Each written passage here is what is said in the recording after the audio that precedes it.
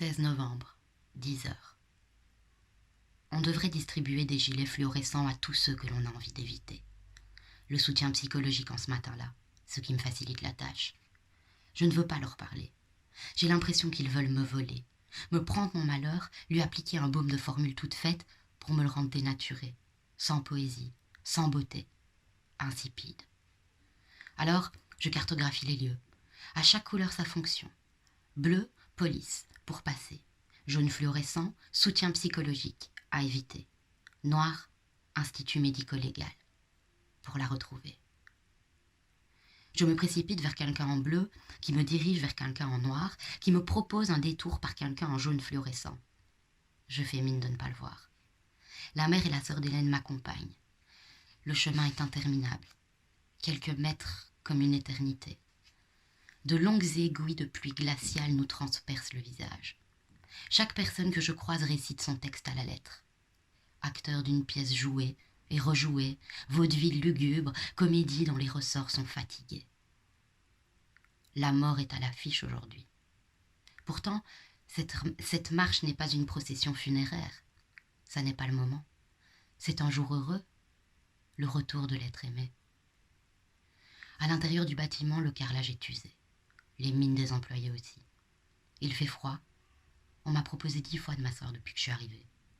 Je refuse, de peur de ne plus pouvoir me relever. Debout, j'attends. Bureau, paperasse, les familles défilent devant nous. Ceux qui nous précèdent sont une quinzaine.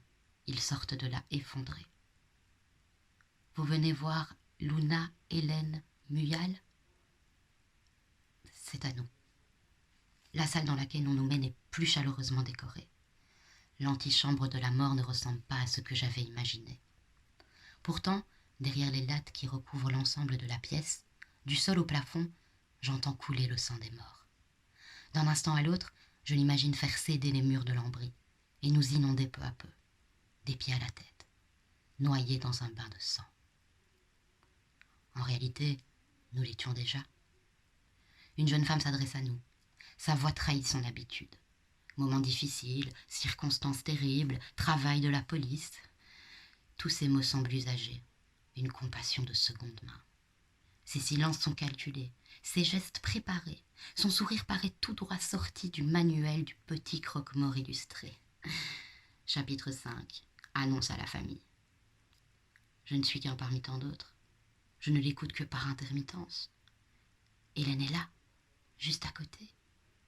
Je peux la sentir. Je voudrais la voir seule. La mère et la sœur d'Hélène me comprennent. Elles savent que, même là, c'est d'abord nous deux. Ensemble pour ce dernier instant. Juste elle et moi.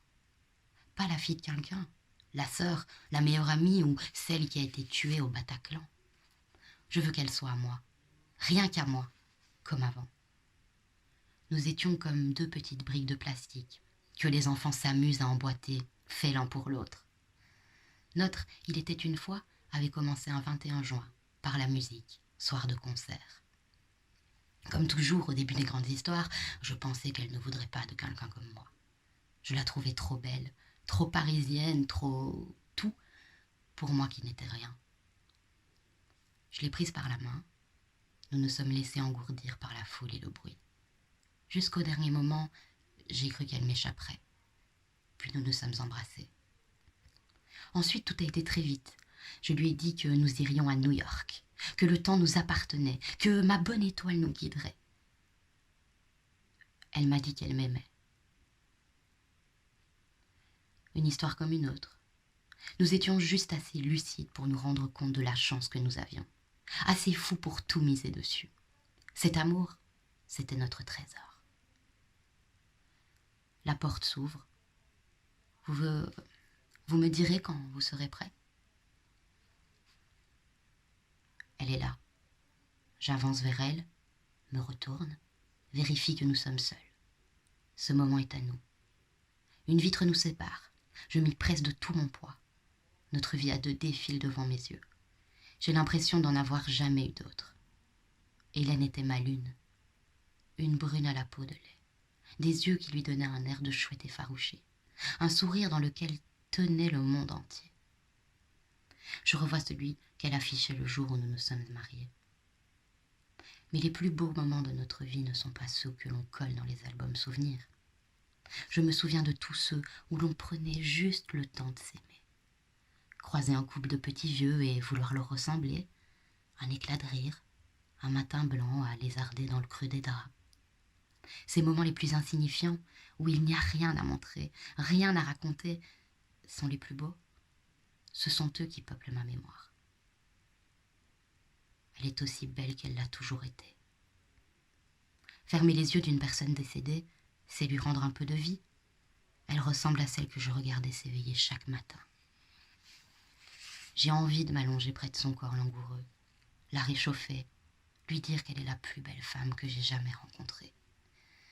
Fermer les yeux à mon tour et attendre que Melville nous appelle, qu'il vienne se tortiller dans nos draps froissés.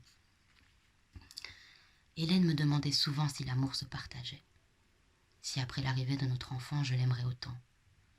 Après sa naissance, la question ne s'est plus posée. Je pleure, lui parle. J'aimerais rester 1 heure encore, une journée au moins, une vie, peut-être. Mais il faut la quitter. La lune doit se coucher. Le soleil, ce 16 novembre, se lève sur notre nouvelle « Il était une fois ». L'histoire d'un père et d'un fils qui s'élèvent seuls, sans l'aide de l'astre auquel ils ont prêté allégeance. Monsieur, il faut la laisser.